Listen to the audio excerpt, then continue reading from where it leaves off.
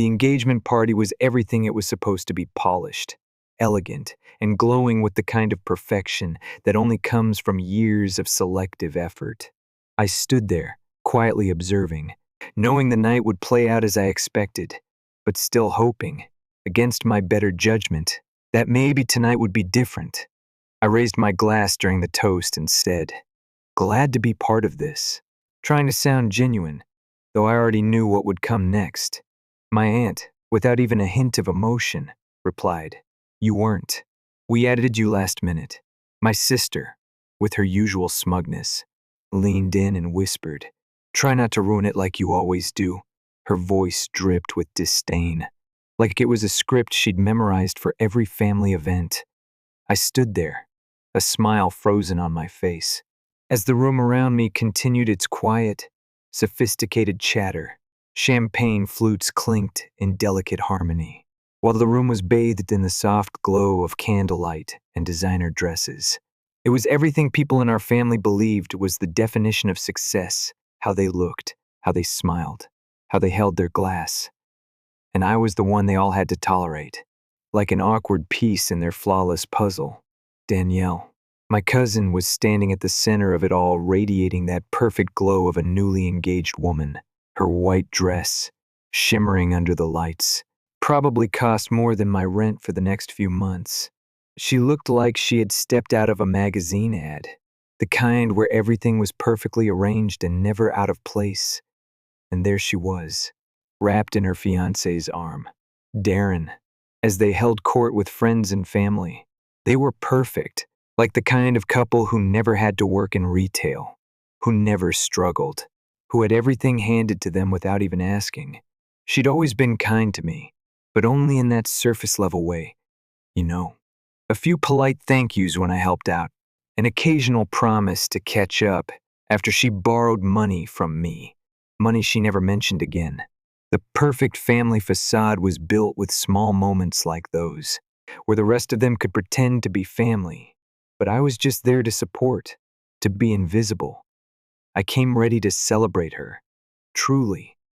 I had put aside everything: the past, the resentment, and I was there for her. I really was. I felt my smile falter slightly, but I quickly corrected myself.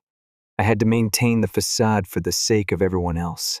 The world had to think I was part of this, even when they never really wanted me to be. I walked slowly, quietly, and took a step back from the circle of laughter and laughter that didn't reach my ears. No one followed. They were too busy posing for the photographer, too busy posting the perfect family moments on Instagram. I wasn't in the frame. I never had been. Not really. I was always on the edge, never the focus. That was when I decided to do it. I leaned down, picked up the beautifully wrapped gift worth more than their entire dinner service, and walked away. No speech, no grand declaration. Just one quiet, calculated move. I left through the side exit, the cold air hitting my skin as I pulled out my phone. With one quick motion, I canceled the credit card that was on file for the venue, the one I had put down for the reservation, after my uncle's card was mysteriously flagged. It wasn't loud. It wasn't dramatic. Just one silent move, and I had stepped out of the chaos. But what happened next? That's when the music stopped. The lights flickered. The evening's charm went from perfect to something far less glamorous. And my phone exploded with 130 missed calls. The phone didn't stop ringing. At first, I saw the missed calls come in waves, each one growing more frantic as the minutes passed. I didn't pick up. I didn't owe them an explanation, not anymore. The first person to call was my mother. Her voice, soft with a hint of panic, filled the silence when I finally checked the dot screen. "Sweetheart, I think there's been a mistake with the card," she trailed off. But I didn't let her finish. I hung up before she could say anything else. The sound of the line disconnecting was louder than I wanted it to be. She didn't call back, but others did. Danielle's fiancé, Darren, the venue coordinator, my cousin Mark, who only ever texted me when he needed something, even Uncle Theo, who had barely contributed anything to the party except his bad jokes and whiskey. The calls kept coming, fast, urgent, and then desperate. And then the texts came. At first, they were confused, asking if something had gone wrong. But then, as the situation started to sink in, the tone shifted. "What is wrong with you? You're sabotaging someone's future," one text read. "You've always been unstable," another one said. That hit me like a slap in the face. Unstable. They forgot who had footed the bill for the venue in the first place. They forgot who had made all the arrangements, who had sacrificed quietly, for years, without a word of gratitude. They didn't remember any of that, but of course, they remembered how to blame me when something went wrong. I didn't reply to their messages. Instead, I pulled up my laptop and opened a folder labeled Family Charade. Inside were years of receipts, literal receipts, that painted a much different picture than the one they wanted to sell. I scrolled through the bank transfers, the Venmo screenshots, the WhatsApp messages where they'd begged me for help. Always them, asking for money to cover a rent gap or a medical expense. And never once did they pay me back. Not once did they say thank you, but they always made sure to remember me when it was time to foot the bill, to be the invisible hand holding up their perfect world. I could see everything clearly now, the network of need they'd woven around me. I had helped them all, too many times to count. I had sent $1.50 for Emma's dental work when her insurance didn't cover it.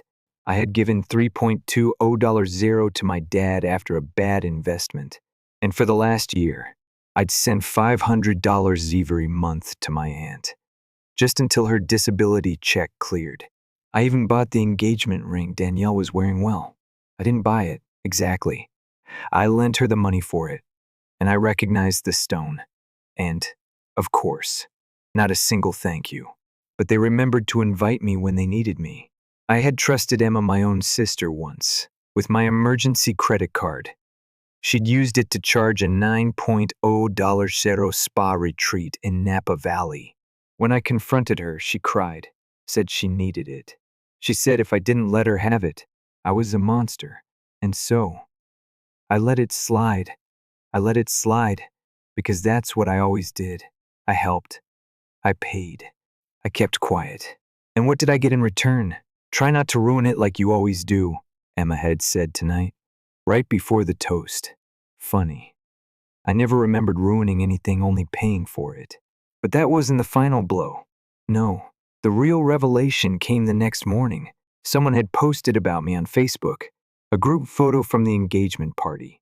There was Danielle, glowing in her white dress, Darren by her side, their friends, and their beaming relatives.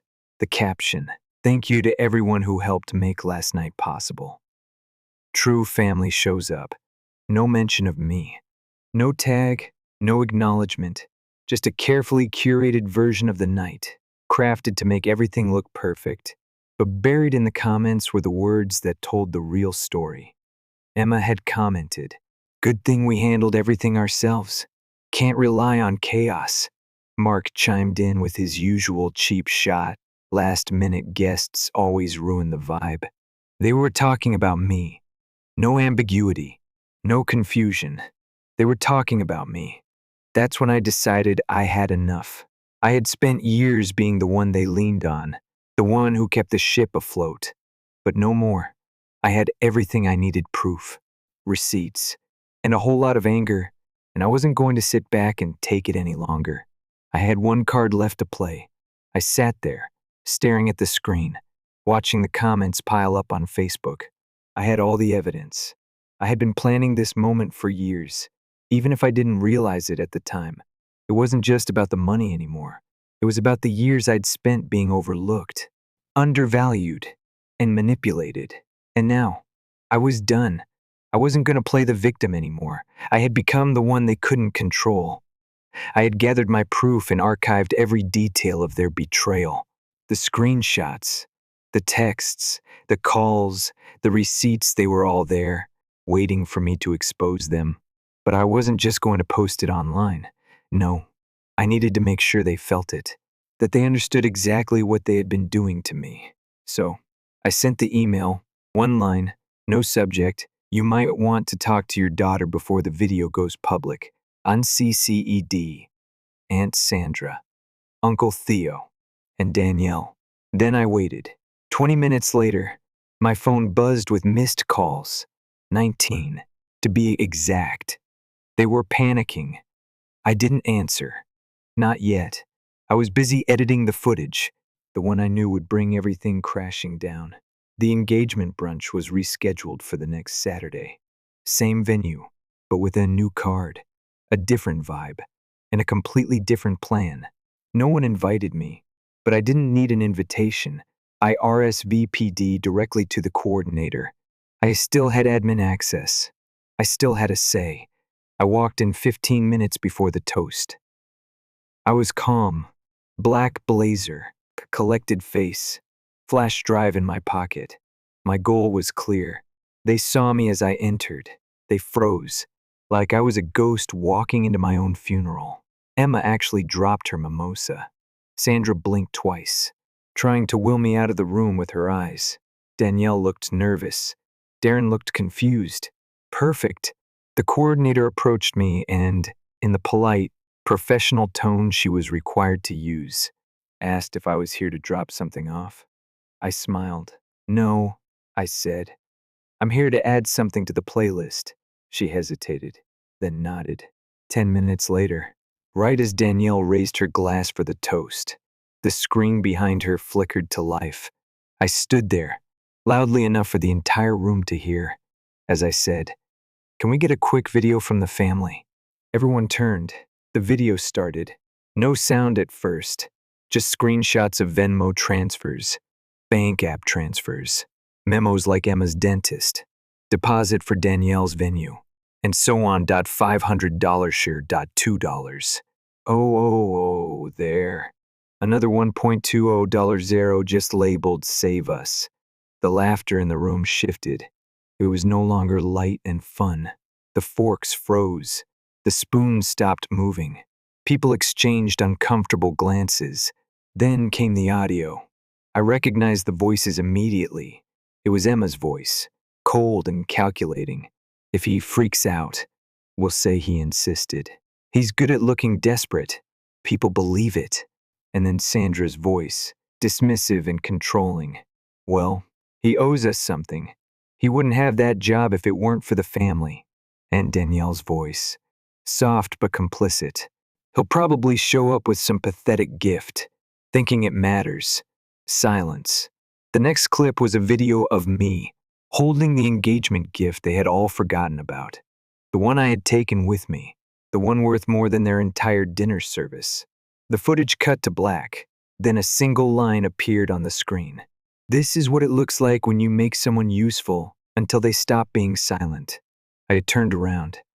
Emma's face was red, not embarrassed, but furious. Her hand shook like she wanted to throw something, but didn't know where to aim. "You're completely out of line," she spat. "This was supposed to be my day." "Oh, it still is," I said calmly. "You're just not the main character anymore."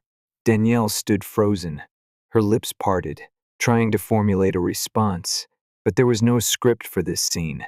Darren stepped forward, confusion written all over his face. "Wait, this isn't true, is it?" I pulled out the flash drive. "Ask Emma about the email she drafted, the one marked, just in case he freaks out." Emma lunged forward, trying to grab it, but she was too slow. I handed it to Darren. "Check it yourself," I said. "I'm not here to argue. I'm just here to end it." That's when my mother appeared, like clockwork, her hair perfect, her voice trembling. "Please," she said, "let's go outside. Let's talk." I looked at her, mascara already smudged from crying before the tears even started. "For the first time in my life," I said, "I don't owe you anything. Not money, not silence." And then my dad showed up, uninvited, as he always did. He had never supported the idea of engagement parties, yet there he was. as if some emergency alert had told him I was done playing dead. "You're a disappointment to this family," he said, his words gritted between clenched teeth. "You humiliated your own family." I turned to face him fully. "You humiliated me for years." I pressed play. The room split like a crack through glass. Some guests got up and left. Others stared, phones in hand. I knew at least one was filming. Good. Let them. Let the world see what happens when you corner the quiet one too many times. Danielle tried to salvage it. She stood up, raising her hands in a plea. "Okay, maybe there were miscommunications, but this isn't the time. Is this yours?" she asked, holding up the ring box I had retrieved earlier. "The $5.0 gift," I said, nodding. "Custom diamond. Bought from a guy I used to tutor in college. Still have the receipt." Danielle nodded hesitantly. I smiled, then snapped the box shut and dropped it into my jacket pocket. "You'll get it when I get back everything I gave this family, which is never." "So enjoy the symbolism," Emma shrieked. "You think you're the victim. You're just a bitter freeloader with a superiority issue." That's when a voice cut through the noise, calm, deep, and steady. "Funny," the voice said. "He's the only one who ever paid for anything." Everyone turned. At the entrance stood a man in a dark suit. Emma's ex, Carter. "Yeah, I called him. Turns out, I wasn't the only one she'd burned. He had his receipts too." He stepped forward, handed me an envelope, and spoke just loud enough for the nearest dozen guests to hear. "These are screenshots. Proof. Emma doctored texts and voice memos to make you look abusive. She did the same to me. I filed a report last year. I never sent it, but I'm sending it now." Emma stumbled back like she'd been shot. "You're ruining everything," she screamed. I turned to her, calm as ever. "You already did. I'm just airing out the smoke." Then I walked out.